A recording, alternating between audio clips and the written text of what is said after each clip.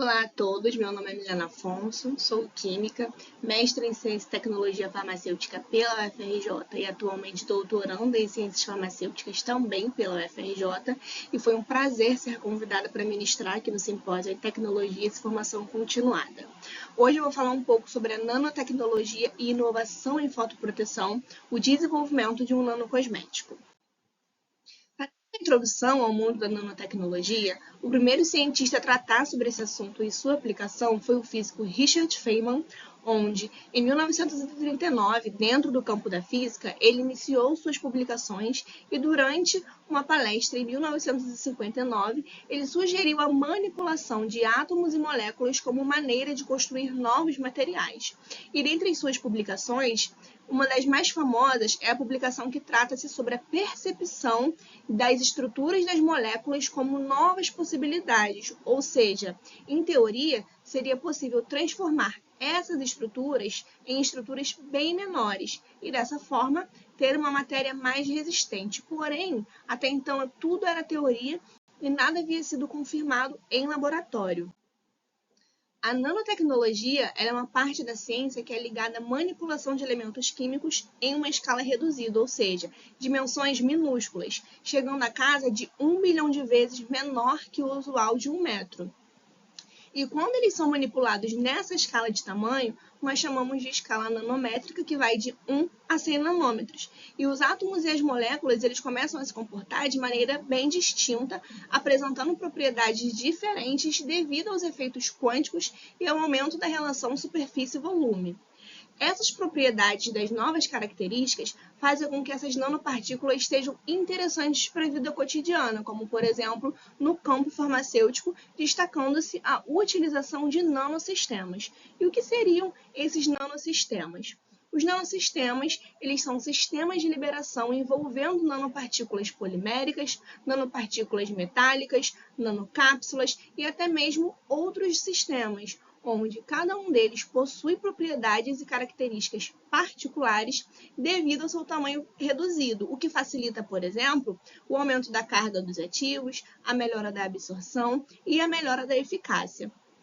E dentre os diversos tipos de nanosistemas, nós temos os niossomos. Os niossomos são sistemas vesiculares constituídos por uma ou mais bicamadas de tensoativos não iônicos poliméricos, onde a parte apolar do tensoativo está voltada para o interior da bicamada e a parte polar está voltada para a parte externa ou para o ambiente entre as bicamadas. Ele possui uma organização estrutural na qual eu consigo carrear ativos hidrofílicos e lipofílicos e podem auxiliar na retenção dos ativos na pele, como, por exemplo, os filtros solares.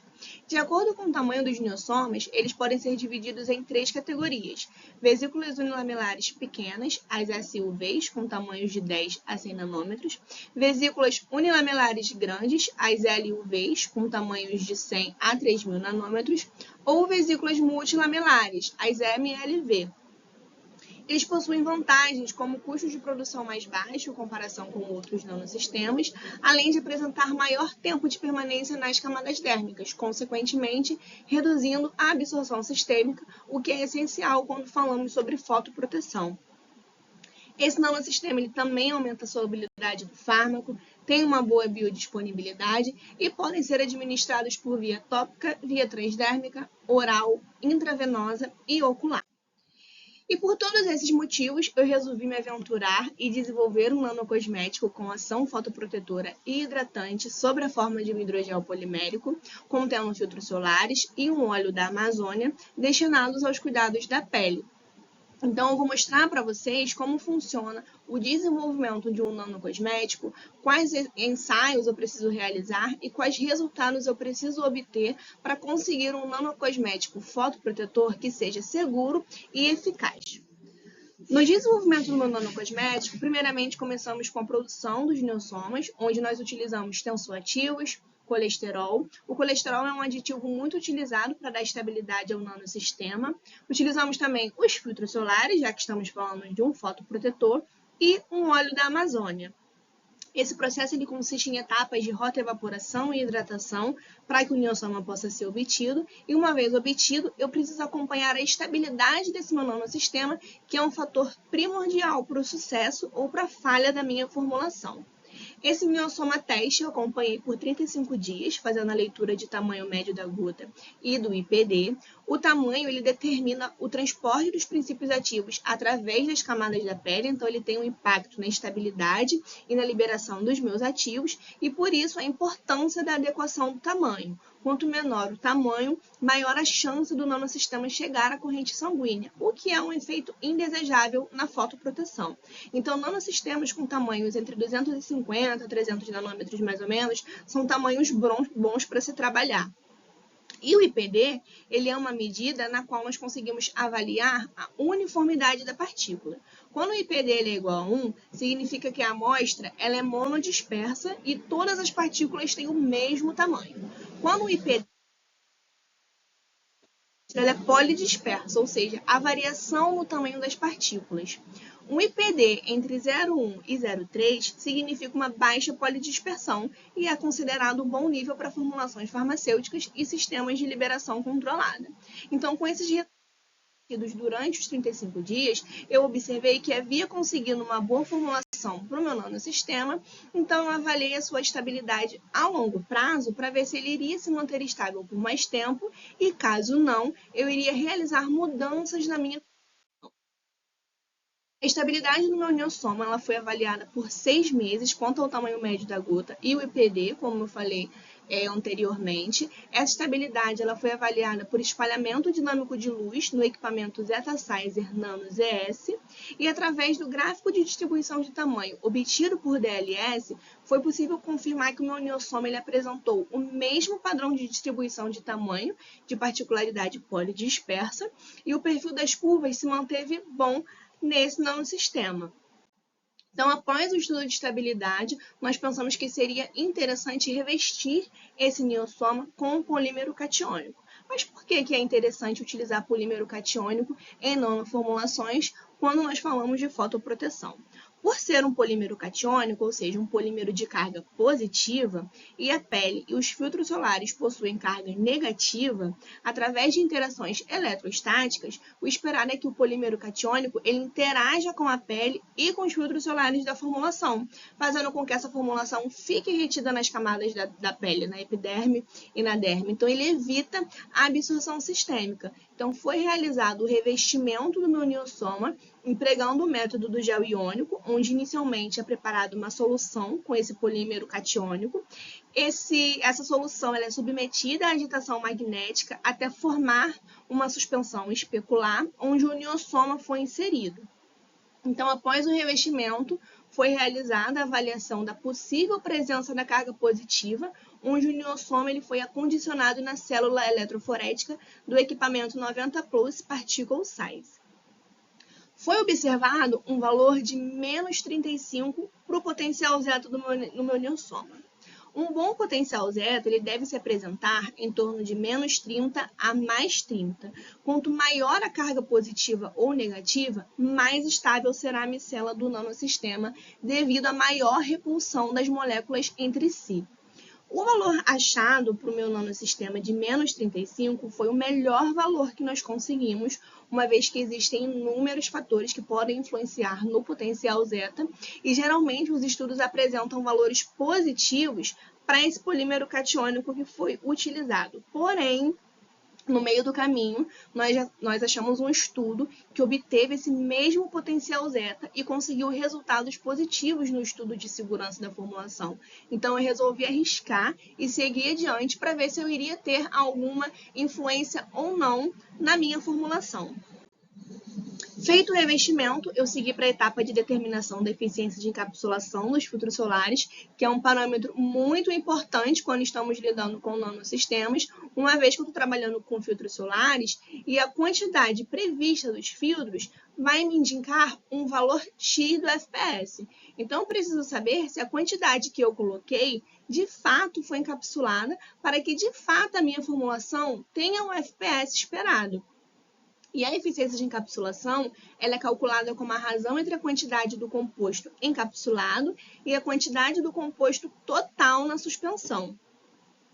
Após realizar a eficiência de encapsulação do meu nanosistema, foi observado que o niosoma ele apresentou alto teor do filtro DPDT, médio teor do filtro DHHB e o filtro PBSA apresentou uma baixa eficiência de encapsulação. Provavelmente, o PBSA ele foi fixado somente na camada externa do niosoma, o que explicaria a diferença de concentração entre os filtros, uma vez que o espaço interno no niosoma ele já estava ocupado pelo filtro DPDT, pelo filtro DHHB e pelo meu óleo da Amazônia que eu utilizei na formulação. Os niosomas eles não conseguem encapsular muitos ativos e na minha formulação, como eu acabei de falar, eu tinha 3 filtros solares e 1 óleo, ou seja, muitos ativos para o meu niosoma encapsular. Então, dada essa quantidade, os resultados obtidos eles foram ótimos. Então, eu consegui um niosoma estável, revestido com polímero catiônico, com boa eficiência de encapsulação, e o próximo passo é desenvolver uma formulação para inserir esse niosoma para que ele possa ser usado topicamente. Então, foi desenvolvido um hidrogel polimérico para incorporação desse meu nanosistema desenvolvido, onde os componentes utilizados no desenvolvimento desse hidrogel polimérico estão descritos nessa tabela 4, como o Aristoflex, que é o polímero base da minha formulação, soluções dos filtros PBSA e DPDT, os filtros solares eles foram utilizados também no desenvolvimento do hidrogel para elevar ainda mais o FPS da minha formulação, ácido cítrico para ajudar no ajuste do pH, fenoxietanol, que é o conservante da minha formulação, glicerina para dar emoliência e o nosso niosoma desenvolvido. Então, foi feito o hidrogel polimérico, ele foi avaliado quanto à sua eficácia e a sua segurança, uma vez que ele será usado por via tópica. Então, eu preciso saber se ele é seguro para tal uso, se ele é eficaz para tal uso. Então, quais análises eu preciso realizar para poder saber se a minha formulação ela é segura e eficaz. A avaliação da feita por meio de ensaio ex-vivo, empregando pele natural, que nesse caso foram orelhas de suínos. Utilizam-se essa pele de suínos por ser uma pele muito similar ao dos humanos, então nós conseguimos resultados muito similares, muito próximos à pele humana. Essa orelha de suíno ela foi utilizada em um sistema bicompartimental de difusão vertical tipo Franz, visando observar se a minha formulação iria apresentar retenção dos filtros solares na epiderme e na derme, sem quantidade no meu receptor. A pele suína ela foi fixada sobre a célula, contendo o extrato córneo faciano, o compartimento doador, e o compartimento receptor ele foi preenchido com solução tampão. Nós utilizamos solução tampão porque ela representa os nossos fluidos biológicos. E o que foi observado nesse experimento? O filtro DHHB ele apresentou maior retenção na derme, e isso pode estar relacionado ao seu caráter lipofílico, que pode conferir a esse filtro solar uma maior capacidade de penetrar nas camadas da pele. O filtro DPDT apresentou maior perfil de retenção entre os 3 filtros. Isso pode estar relacionado ao seu maior peso molecular, o que, consequentemente, esse filtro ele vai possuir uma maior capacidade de reter nas camadas da pele. E o filtro PBSA ele apresentou maior retenção na epiderme viável, possivelmente devido à presença de água em maior quantidade nessa camada, o que pode facilitar a retenção do filtro em um local com maior quantidade desse solvente, onde ele é solúvel.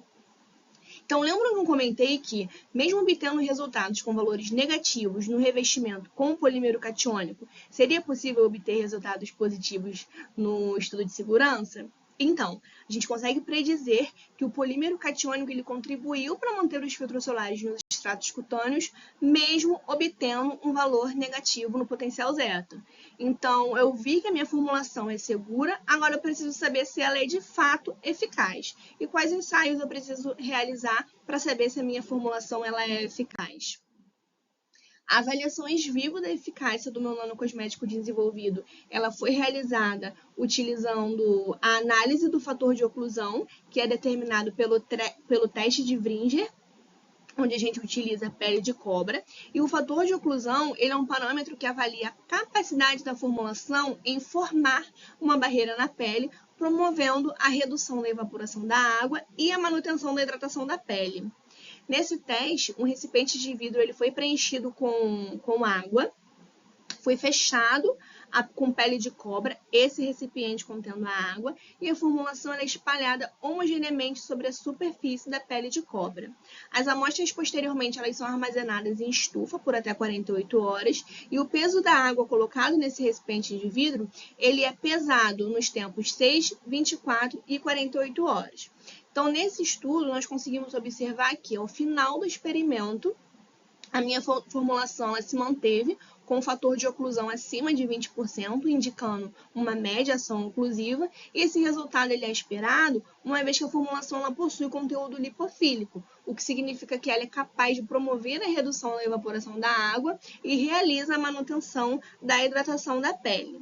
Nós realizamos também um segundo ensaio de eficácia, que foi a avaliação ex vivo do fator de proteção solar e da resistência à água da minha formulação, onde também foi utilizado pele de cobra, e o equipamento que realiza a leitura do FPS, a leitura do fator de proteção solar da formulação, é o equipamento chamado LabsFi UV2000S.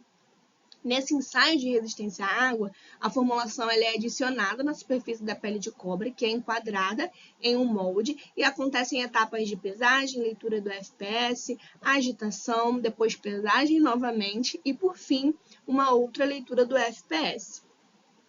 Nós conseguimos, como resultado, observar que a formulação apresentou um ótimo FPS, com valor de 35,3 na pele de cobra a seco e um FPS de 29 quando essa pele de cobra foi imersa em água. Quanto ao valor da razão UVA e UVB, a formulação ela apresentou a razão maior que 0,6, então ela é considerada um produto de boa proteção contra a radiação UVA, e além disso, esse médico desenvolvido, a gente também pôde observar que ele é considerado um fotoprotetor de amplo espectro, porque ele apresentou um comprimento de onda acima de 370 nanômetros. Então, através dessa análise no LabsFi, eu consigo observar que a minha formulação, além de apresentar um ótimo FPS, ela também apresenta proteção contra a radiação UVA e também é considerada uma formulação de proteção de amplo espectro, porque ela consegue proteger contra a radiação UVA e também consegue proteger contra a radiação UVB.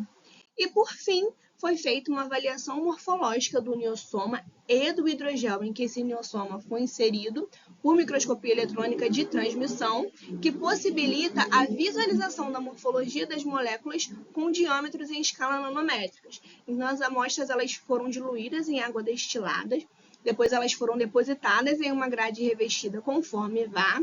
Nessa grade foi adicionada uma solução de acetato de uranila e nós aguardamos até que as amostras estivessem secas para então analisarmos no microscópio. Quando nós analisamos no microscópio, nós observamos que na figura 20A, o niosoma ele apresentou formato esférico, proeminente denso, homogêneo, com bordas regulares, bem definidas e superfície lisa. Provavelmente, o polímero catiônico ele foi disposto na superfície vesicular externa do meu niosoma, formando uma concha. E na imagem 20B, embora ela não seja uma imagem tão nítida, a gente consegue observar que, ao inserir o niosoma no meu hidrogel, a morfologia do niosoma ela foi preservada, porque a gente ainda consegue observar uma estrutura esférica, uma estrutura homogênea, porém um pouco irregular. Esses resultados, eles são esperados para o niosoma e essa análise morfológica é uma análise muito importante, porque quando nós desenvolvemos uma formulação niossomal, por exemplo, ela pode ser estável e ter cumprido todas as outras etapas. Mas será que de fato os meus niossomas estão ali formados? Será que eles estão no formato, na formologia que eles deveriam estar? Será que em algum momento eles não se desfizeram e você está achando que eles ainda estão ali na sua formulação? Então é necessário fazer a análise da microscopia para saber se os seus niossomas eles estão cumprindo com os requisitos para ser de fato um niosoma.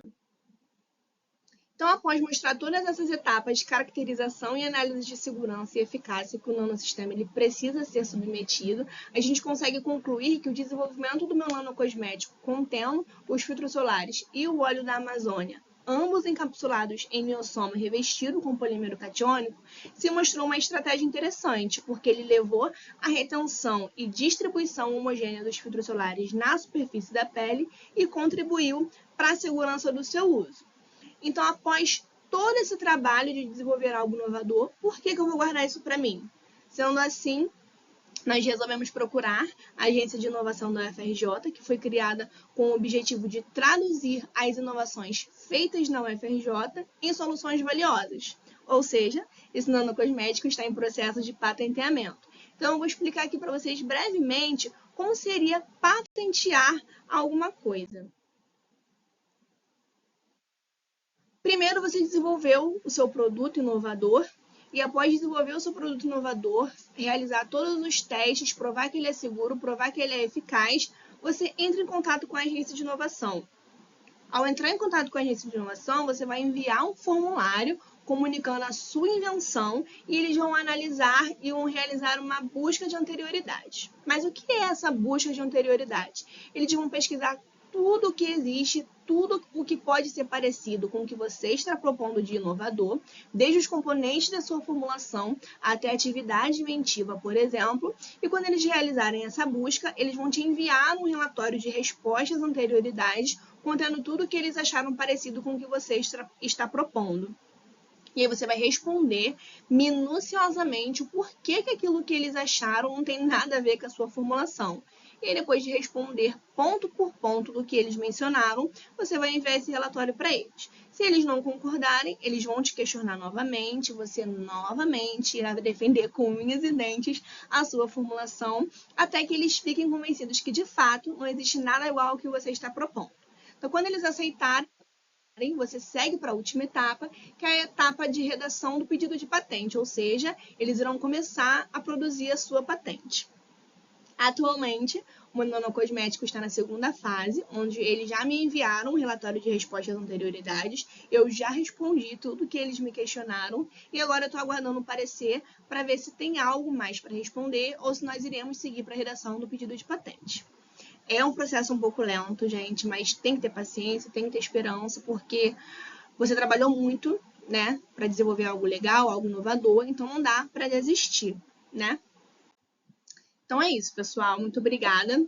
Gostaria de agradecer a professora Vânia pelo convite e pela oportunidade de compartilhar um pouco do meu conhecimento. Como eu falei, esses resultados que eu mostrei, essas análises que eu mostrei, são apenas algumas das inúmeras análises existentes quando nós estamos desenvolvendo uma formulação, um nanocosmético.